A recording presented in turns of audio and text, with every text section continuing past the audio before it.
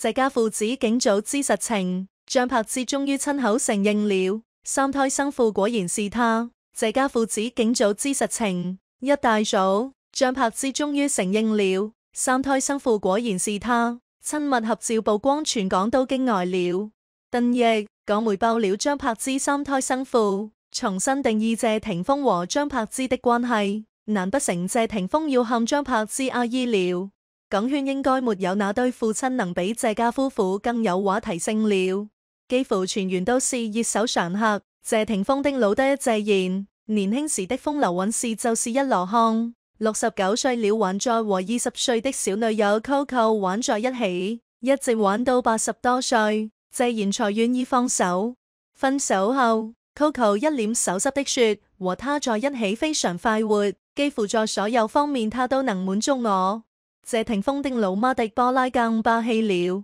和謝賢離婚後，當着現任的老公的面與前夫搂搂抱抱，甚至親吻。謝霆鋒本人就更不用說了，風飛戀主角之一和王菲在一起的時候，天天地網友猜測是不是和王菲分手了，是不是要和張柏芝復合啊？妹妹謝婷婷從好萊塢的鷹眼到逐漸淪為素人，據說最猛的時候一年連換7任男友，隨後更是未婚有孕，驚叫眾人的眼珠屎。還有謝霆鋒的前妻張柏芝，其三胎生父一直是娛樂圈10大未解之謎。和謝霆鋒離婚後，張柏芝生下了第3個孩子。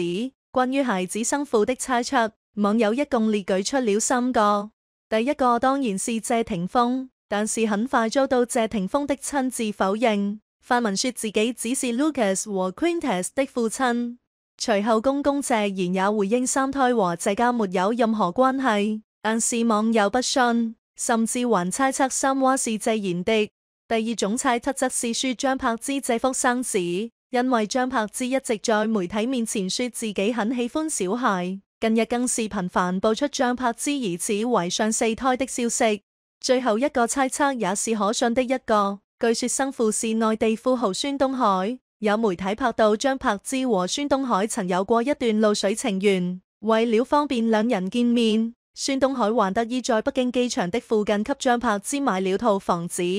孫東海和謝賢是好友關係，如果張柏芝的三胎生父真的是孫東海的話，那麼謝霆鋒真的要叫張柏芝為阿姨了。如今會搞事的張柏芝又懷上了第4胎，外界的輿論越來越激烈。然而張柏芝面對種種謠言，他都不作回應。而對於被懷第4胎，也是被有心人士捕風捉影。雖說張柏芝冇所謂謠言，但是被懷疑對象其實是謝霆鋒。為了避免外界的猜測和王菲的面子，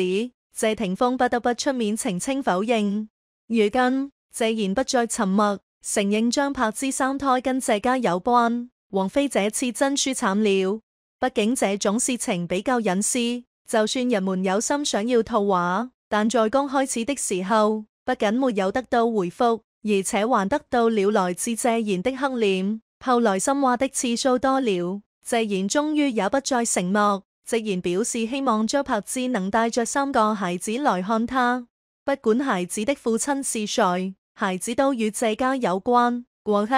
謝霆鋒和張柏芝這3個人之間的感情糾纏，一直都是網友們非常關注的熱點。在王菲跟謝霆鋒在一起之後，明面上看着是王菲獲得了勝利，但從家庭層面上來看，張柏芝不僅有着謝霆鋒的2個鏈子，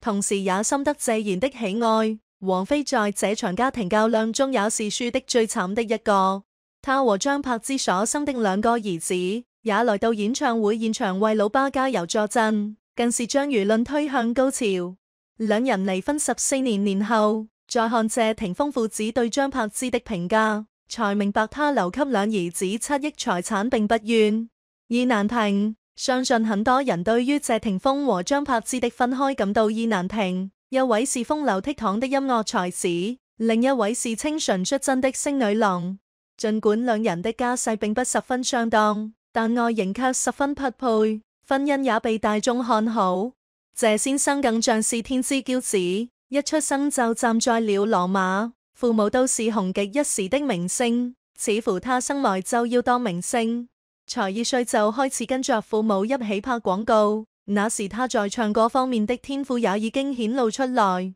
長大後的他不出意外的愛上了音樂和搗鼓吉他等樂器，還跟着音樂教父戴思聰學習。16歲那年，他正式簽約英皇出道，寫出了不少膾炙人口的歌曲，甚至跨界做了演員，也大受追捧。出名後的他如願和自己年少時的偶像王菲談起了戀愛，卻被很多人不看好，只因兩人年齡差太大，且女方結過婚生過子。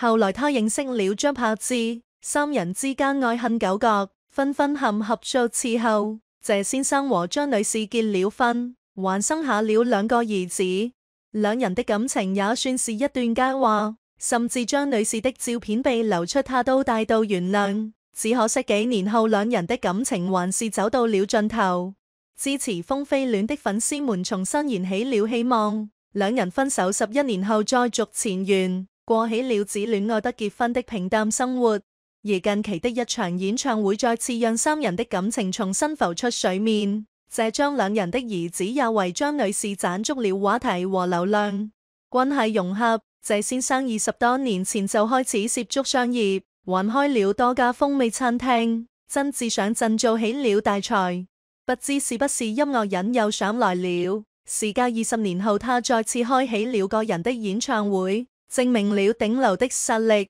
他的演唱會一票難求，價格一度被炒出了過萬的天價，但也確實值得一去，尤其是風飛戀的支持者。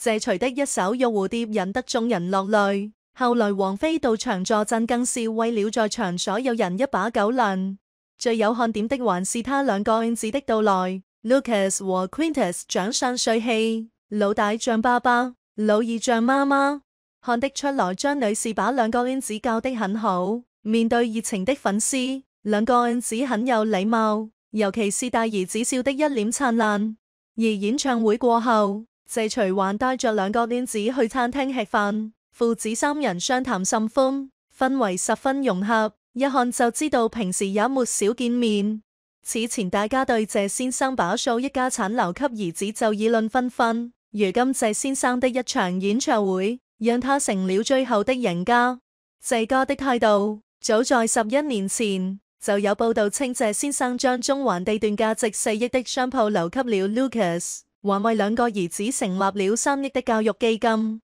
想必現在商鋪的價值早就水漲船高了。對於這個決定，有很多網友不解，畢竟兒子是跟着母親生活。但在看了謝家父子對張女士的評價後，相信大家的疑惑也就消失了。雖然謝張兩人離了婚，且張女士拒絕了分走謝先生的資產，只想憑自己的能力賺錢養活兒子們，但是他卻從來沒有阻止兒子和爸爸那邊的親戚來往。謝先生經常帶着2個兒子出去玩，對他們來說離婚是大人的事情，孩子不應該因為大人的不成熟行為而受到傷害。因此他自己也說2人會經常做回父母給兒子看，而張女士也會經常告訴兒子爸爸的好。由此可見2人的格局真的很大。就算在照片事件後那麼多人指責張女士，謝先生和父親謝賢也從未說過他一句不好。謝老先生還表示自己對張女士的印象一直很好，不光是因為他給謝家生了2個大孫子，更因為他很孝順。不管是離婚前還是離婚後，他們的感情都一直很好。逢年過節張女士都會去問候，還常常會帶着兒子們看望爺爺奶奶。連離婚後前夫家都依然對她評價很高，可見張女士的人品有多好，格局有多大了。謝先生把7億財產留給兒子也毫不意外了。我說張女士真的是個偉大的母親，一個人把3個兒子拉扯大，還教養的這麼好。母親節當天，她還分享了自己做母親這麼多年來的感想。已經45歲的她狀態還像是個小女生，顏值完全沒有因為時間的流逝而拉垮，反而在當了母親後，為她增添了些許母性的光輝。3個兒子從小到大的點點滴滴都被她記錄了下來，而且對於每一件小事她都如數家珍。兒子也體諒媽媽的辛苦，每年母親節都要為她送上一枝花，表達自己對媽媽的愛意。小兒子小王子非常戀媽媽，經常被張女士抱在懷裡，因為她還很小，